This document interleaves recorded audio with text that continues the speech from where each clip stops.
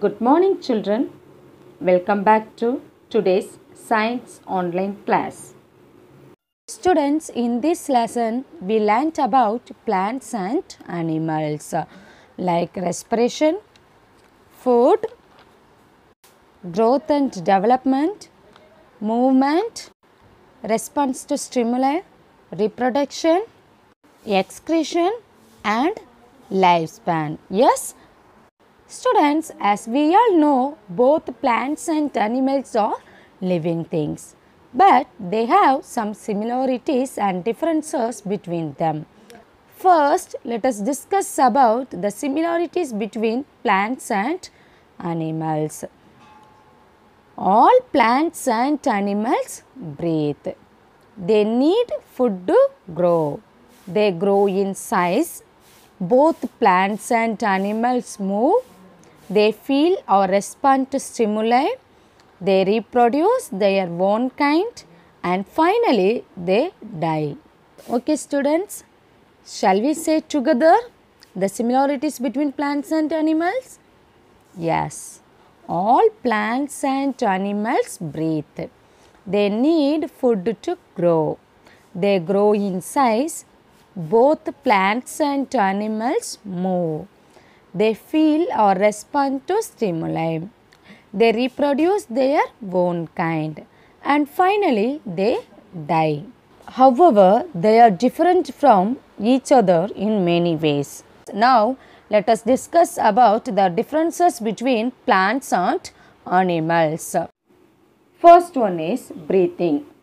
The process by which animals and plants take in oxygen from the air and give out carbon dioxide is called respiration. All plants and animals need oxygen to live and carry out their life process. Plants. Plants breathe through their stomata. Animals.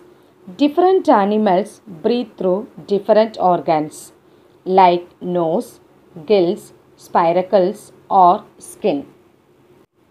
For examples, cat and dogs use their nose and glands for breathing. Fish breathe through their gills.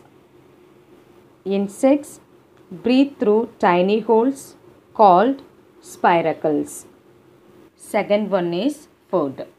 All living things need food to live. Food gives them the energy for growth and development. In plants, they prepare their own food by a process called photosynthesis. So, plants are called producers. And in animals, they cannot prepare their own food. They depend on other animals and plants for food. So, they are called consumers. Based on their food they eat, animals are classified into herbivores, carnivores, omnivores, and scavengers. Third one is growth and development. In plants, they grow throughout their lifetime. New branches, leaves, and buds grow as long as the plants live. In animals, they grow till they reach a certain height or size and then stop growing. Fourth one is movement. In plants, they stay fixed in one place, only their parts move.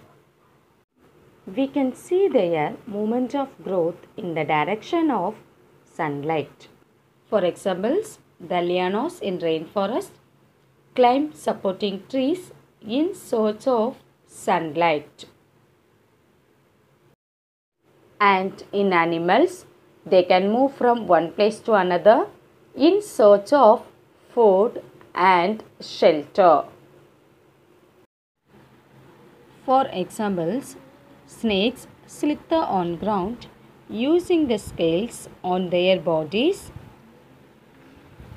Fish swim in water using their fins. And birds fly with the help of their wings. Fifth one is responds to stimuli. In plants, they do not have sense organs. Their response to stimuli is slow. For examples, sunflowers turn towards sunlight. The leaves of a touch-me-not plant close when touched. And Venus flytrap closes their leaves to capture insects that sit on them. In animals, they have sense organs. Their response to stimuli is quick. And the last one is reproduction. In plants, the most plants reproduce through seeds. Then, in animals, they reproduce by laying eggs or by giving birth to young ones. Animals that give birth to young ones are called viviparous animals. And egg-laying animals are called oviparous animals. And metamorphosis. The changes that occur during the developmental stages of some animals is called metamorphosis. For examples, butterfly and frog. Okay children, hope you have understood today's topic, the similarities and differences between plants and animals. Thank you children. Have a nice day.